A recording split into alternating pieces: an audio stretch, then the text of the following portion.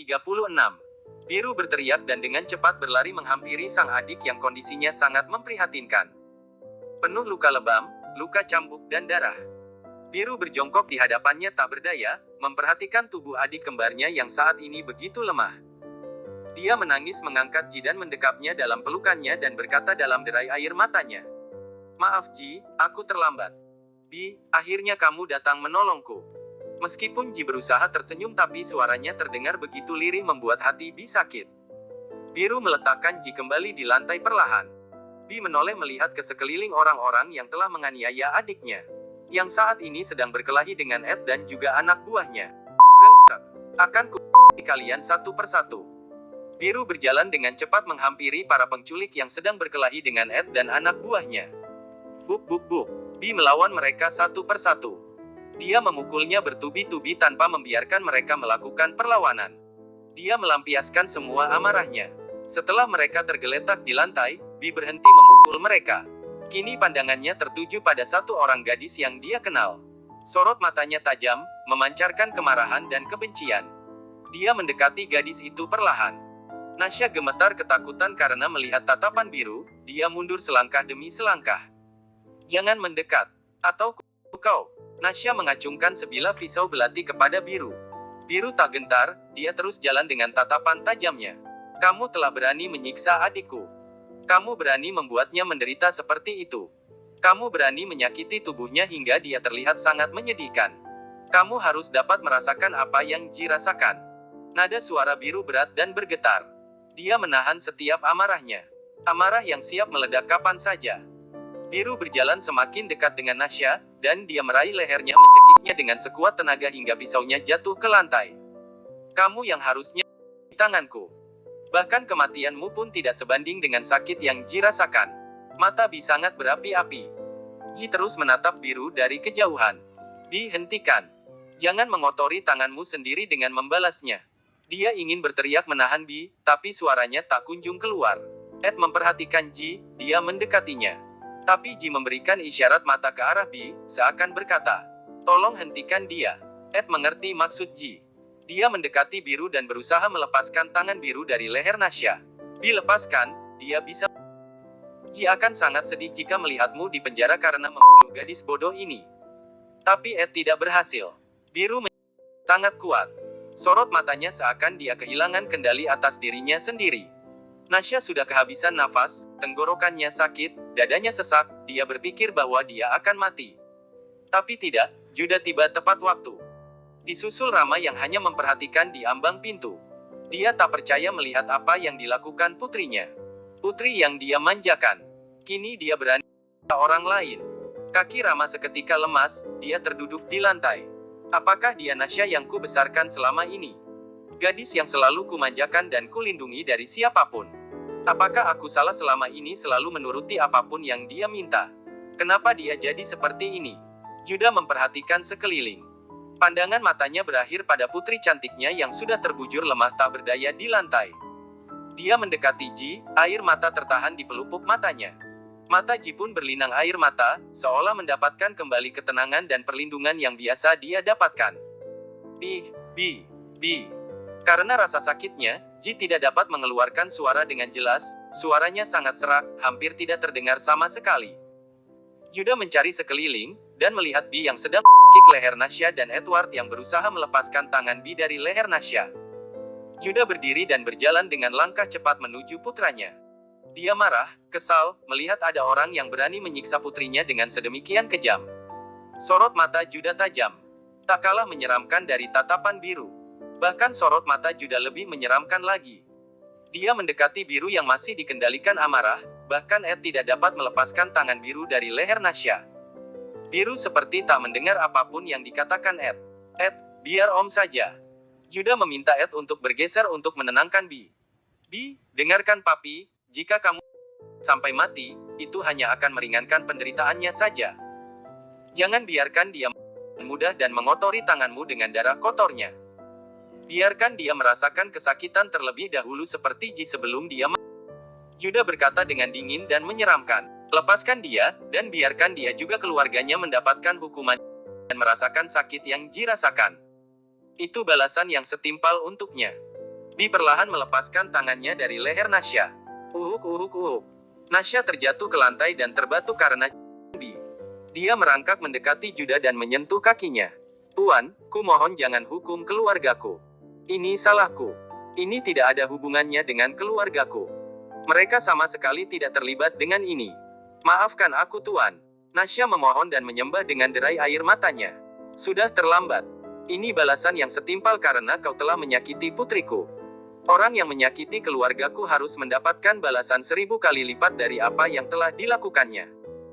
Aku, Juda Arya Kusuma tidak akan pernah tinggal diam begitu saja jika ada yang berani memprovokasiku. Tidak akan ada seorang pun yang bisa menahanku melakukan apa yang ingin ku lakukan. Setelah melepaskan Nasya, Bi berjalan dengan cepat ke arah Ji. Dia mengangkat Ji perlahan ke dalam pangkuannya dan menggendongnya keluar dari gedung untuk menuju rumah sakit. Minggir, menyingkir dari jalanku. Biru masih kalut saat berusaha membawa Ji dari sana. Dia masih terlihat panik. Bahkan tidak mempedulikan Papi dan juga Ed yang ada di sana bersamanya. Yang dipikirkan hanyalah membawa Ji ke rumah sakit secepatnya. Juda terkenal sebagai pebisnis dingin dan... Tapi baru kali ini dia melakukan fisik, tidak lain dan tidak bukan, karena lawannya menggunakan cara fisik untuk memprovokasi Juda. Tidak ada yang berani membantahnya saat ini. Edward sebagai tentara, berusaha menyarankan untuk mengambil jalur hukum. Om, lebih baik kita serahkan dia ke polisi. Biar polisi yang menghukumnya. Edward berkata dengan sedikit ragu. Polisi hanya akan memberikan hukuman yang ringan. Dia hanya akan ditahan beberapa tahun, kemudian dibebaskan begitu saja. Aku ingin dia merasakan dulu apa yang Ji rasakan. Baru dia boleh masuk penjara. Tatapan Juda yang begitu dingin masih tertuju pada Nasya. Henry, urus keluarga Aditya dan juga orang-orang ini. Biarkan mereka sedikit merasakan apa yang Ji rasakan, sebelum mereka masuk ke dalam penjara. Mereka juga harus tahu bagaimana rasanya ditampar dan dengan ikat pinggang seperti yang gadis ini lakukan pada Ji. Selama ini tidak ada yang berani melawanku. Rupanya mereka ini memiliki nyali besar untuk mengetahui secara langsung bagaimana aku bermain dengan lawanku. Juda sedikit tersenyum sinis. Baik, Tuan. Bawa mereka kemari. Henry meminta pengawal untuk membawa Rama, Nasya dan juga anak buahnya agar berkumpul. Tuan tolong ampuni anakku. Ini salahku karena tidak mendidiknya dengan benar. Lepaskan dia Tuan, luka bisa meninggalkan bekas di tubuhnya. Rama berusaha untuk menolong Nasya. Juda menatapnya dengan tajam. Lantas bagaimana dengan putriku? Dia adalah seorang model, bahkan dia tidak ikut aku terjun ke dunia bisnis karena cita-cita dari kecilnya adalah menjadi model terkenal. Aku membiarkan dia tinggal di negara ini juga agar dia bisa mewujudkan mimpinya. Apa hak yang kalian memiliki untuk menghancurkan mimpi anakku? Nasya dan Rama tertunduk, tidak dapat berkata apa-apa lagi. Henry, lakukan. Buk. Buk. Buk. Nasya, Rama dan kelima anak buah Nasya secara bergantian menggunakan ikat pinggang. Mereka sudah berdarah, penuh lebam dan luka cambuk. Juda merasa puas melihat mereka meringis kesakitan. Henry, hentikan. Sekarang bawa mereka ke kantor polisi. Kurasa sudah cukup pelajaran yang kuberikan kepada mereka. Henry mengangguk dan Juda mulai berjalan keluar gedung dan meninggalkan mereka. Kemudian dia kembali menoleh tanpa membalikkan badan dan berkata, jika kalian berani macam-macam lagi denganku, kalian pasti itu juga. Sementara di tempat lain, Bi sudah tiba di rumah sakit dan berjalan dengan cepat sambil menggendong Ji yang tak sadarkan diri ditemani oleh beberapa pengawal berbaju hitam. Dia terus saja bergumam selama dalam perjalanan. Ji, bertahanlah. Kamu tidak boleh meninggalkanku. Aku akan sangat membencimu jika itu sampai terjadi. Dokter, suster, cepat periksa adik saya. Silahkan letakkan di sini.